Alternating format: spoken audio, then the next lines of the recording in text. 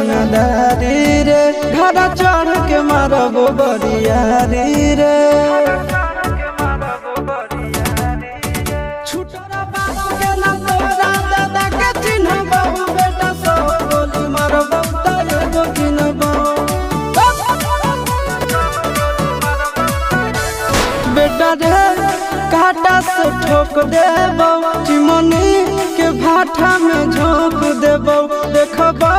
कवन बाबू बचैतौ तोरा प्रशासन के गाड़ी भी रोक देबो बेटा जी सुनो बेटा रे